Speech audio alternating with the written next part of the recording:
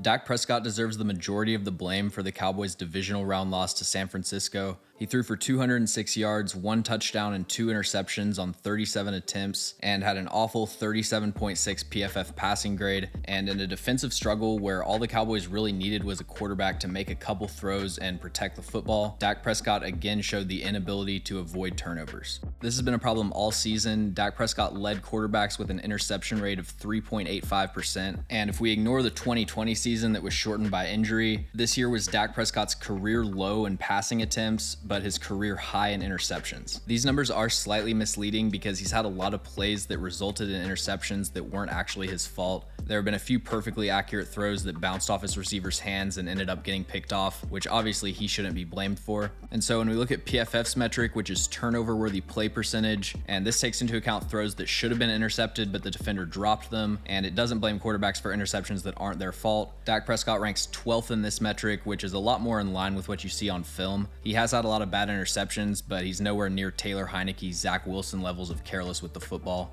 The problem with Dak Prescott, though, and the reason that his turnovers seem to cause such negative swings on games, is that he isn't offsetting it with enough high-end production. So comparing him to someone like Josh Allen, he had a turnover-worthy play rate of 4.38%, but he led the league in big-time throw percentage, so he's making 3 or 4 game-changing passes each game that make it easier to stomach the bad decisions. But out of 35 qualifying quarterbacks this past season, Dak Prescott ranked 21st in big-time throw rate according to PFF, and so ultimately you're paying top price for average production.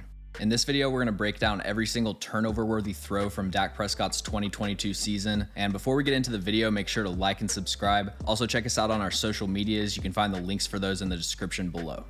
I've separated all of Dak Prescott's turnover-worthy throws into 6 categories for this video, and we're going to start with ignoring underneath defenders. This first play, the Cowboys are running a Yankee concept, which is a post-dig play-action shot from under center. With the play action drawing these underneath defenders closer to the line of scrimmage, there should be an opening for this dig across the middle, but the weak side hook defender zones off.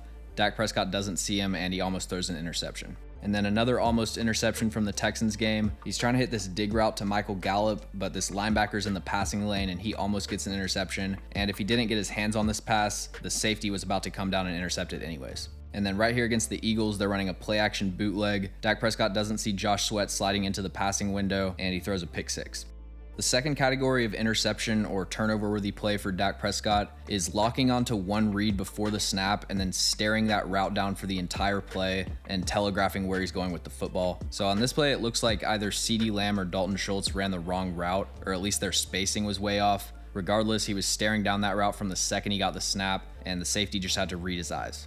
This interception from the Titans game, he's locked onto Dalton Schultz. Kevin Byard doesn't allow any separation, and he's watching Dak Prescott's eyes. So Dak just forces a throw that's not open because that's where he was set on going with the football, and Kevin Byard jumps the route for an interception. And then he threw a similar interception to Stephon Gilmore. Michael Gallup's running a deep out, but he doesn't have the leverage to create separation on his route break. Stephon Gilmore's in between Gallup and the sideline, so there's no reason for Dak to expect this to come open. So Gilmore doesn't give up any ground. When Gallup breaks on the route, he turns his head to the football and gets an easy interception. He has a really bad habit of throwing routes to the sideline where the defensive back's waiting to break on the football. Adoree Jackson's expecting this comeback route the entire way, and Dak Prescott just lofts it up under pressure. He tried to throw the same interception twice on back-to-back plays. So this first one, he's getting pressured. He moves over to the far side of the field, rolls out, and tries to throw a hitch route with Kendall Fuller 5 yards away from the receiver. This ball has to travel 20 to 25 yards in the air, and Kendall Fuller only has to move 5 yards, but he ends up dropping the interception. But it was really nice of him on the next play to loft up this flat route and give Kendall Fuller another chance, which he turned into a pick 6. And then there was this one from the divisional round where Michael Gallup definitely deserves some blame for this route, if you want to call it that, but it's the same issue of not identifying that something isn't open and either scrambling or moving onto your check down.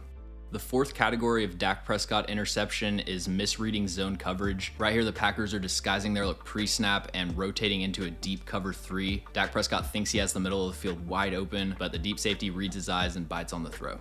Right here, Tampa Bay isn't disguising their coverage at all. They're showing too high pre-snap and dropping into Tampa 2. Noah Brown needs to run this route closer to the midpoint of these 2 zone coverage defenders so that right when he turns around, Dak has a window to hit him with the football. But he runs himself into the coverage and then has to extend back out into this soft spot. And Dak forgets that there's a flat defender closing in on the other side. He lofts it up into double coverage and it gets intercepted.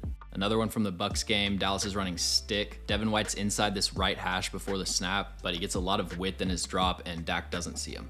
On this play, the Colts trick him with a coverage disguise. They're showing too high pre-snap, but the boundary safety is rotating down into the hook zone, so this is actually cover 3 buzz. And when Dak progresses to Dalton Schultz, he isn't expecting a safety accelerating into the passing window. And then this interception from the divisional round, the 49ers aren't disguising their coverage at all. Dak just forgets that there's another underneath defender, and he throws it into double coverage. The pass gets tipped up and intercepted. At number 5, we've got over-aggressive throws into double or triple coverage. A few of these could probably fit into the second category where he's just locking onto a receiver pre-snap and then throwing that route no matter what the coverage is. So on this play, he's locked onto CeeDee Lamb running a seam route, but the Lions are playing Tampa 2, so the Mike linebacker's carrying CeeDee Lamb's route all the way down the field, and then it's being bracketed by both safeties because there aren't any other vertical routes to occupy them. So even though this isn't open, Dak Prescott still lofts it up into triple coverage.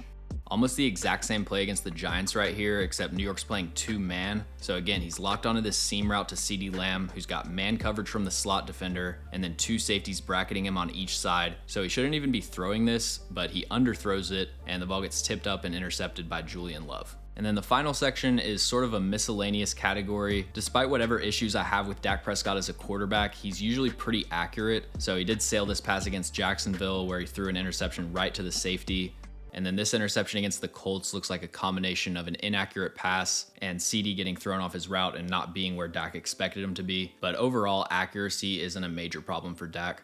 The Cowboys are in the same situation as the majority of NFL teams, where they have a quarterback who's a great value if he's playing on a rookie contract, but once you have to pay him like a top 5 quarterback and his surrounding core declines, you really start to see the deficiencies in his game. And it's a tough spot because there aren't really any immediate quarterback upgrades available. And at 30 years old, Dak Prescott kind of is what he is at this point. A lot of times when quarterbacks have a major drop off between their regular season performance and their postseason performance, everyone assumes that they're not clutch or they can't perform under pressure, and that could be a case with Dak to an extent, but I think it's more that he looks great against average and below average competition, and then when you get to the playoffs, the defenses are better and the windows are tighter, and so his issues protecting the football get taken advantage of more often. Thanks for watching. If you enjoy the video, make sure to like and subscribe. Also, let me know in the comments any players or teams that you'd like me to cover.